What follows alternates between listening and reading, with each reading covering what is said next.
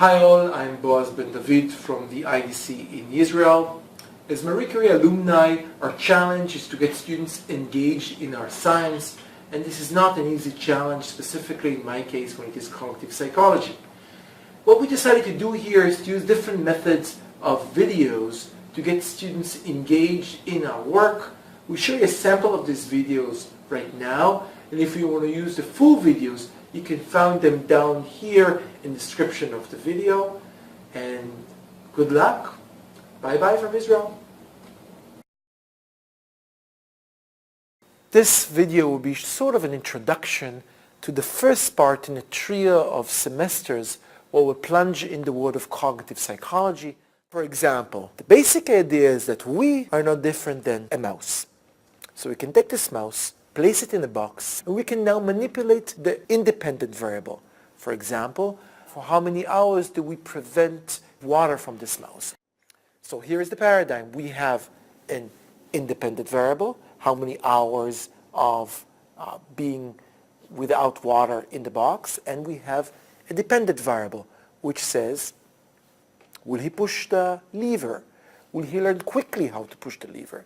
Another thing to ponder about would be an event that happened in World War II, a read event. Scientists noticed that the radar operators were making mistakes. The task was very simple. All you had to do is to push a button when you see an enemy submarine getting closer. You see an enemy submarine, you press the button, and siren comes out and everybody's running.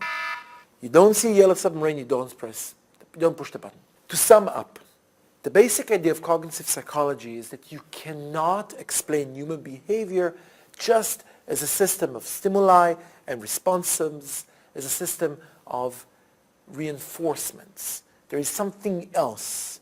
There are hidden processes that happen in the middle, cognitive processes like attention, memory, imagination, perception. Hi, I'm Dr. Boaz Ben David, your host in cognitive psychology. For students all over the world, signal detection theory is a scary movie.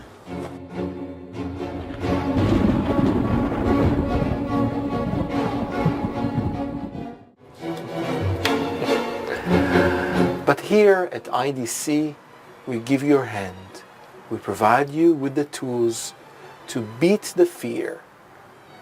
The story of Shira.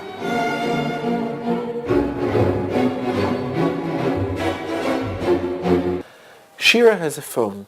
It rings like this.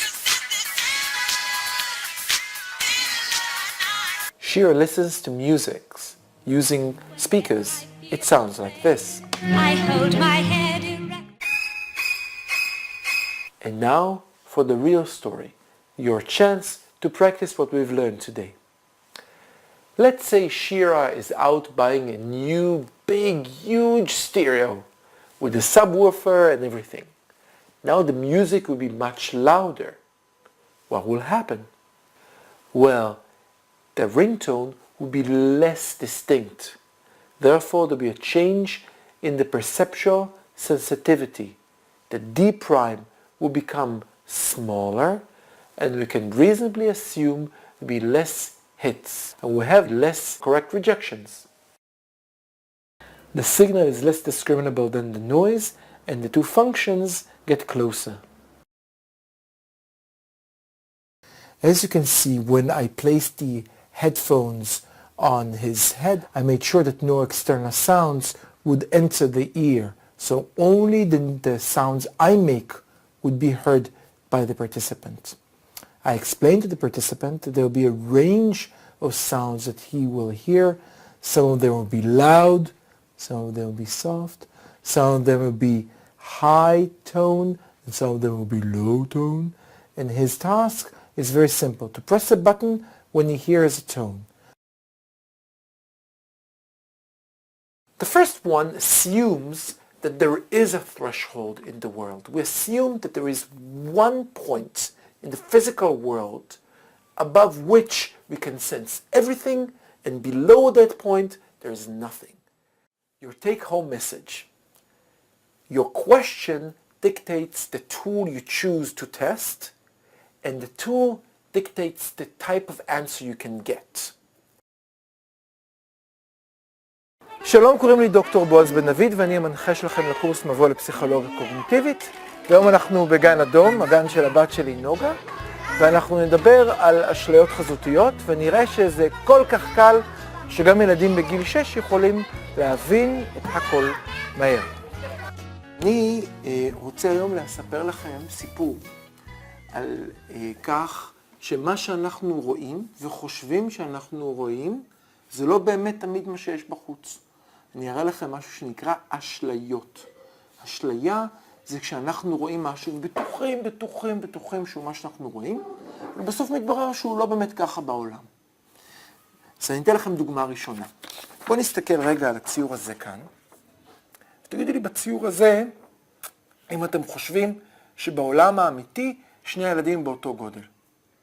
מה אתם חושבים? כן, האמת היא כן. בעולם האמיתי שני ילדים באותו גודל, באמת שני ילדים. נכון ששניהם עדיין באותו גודל? אבל אחד על העין נראה קצת קטנה, והשני על העין נראה גדול, כי הוא קרוב יותר, נכון? והילד שקרוב נראה גדול לעין, נכון? וזה מאוד מבלבל. אבל מצד שני זה עוזר לנו לדעת מי קרוב ומי רחוק.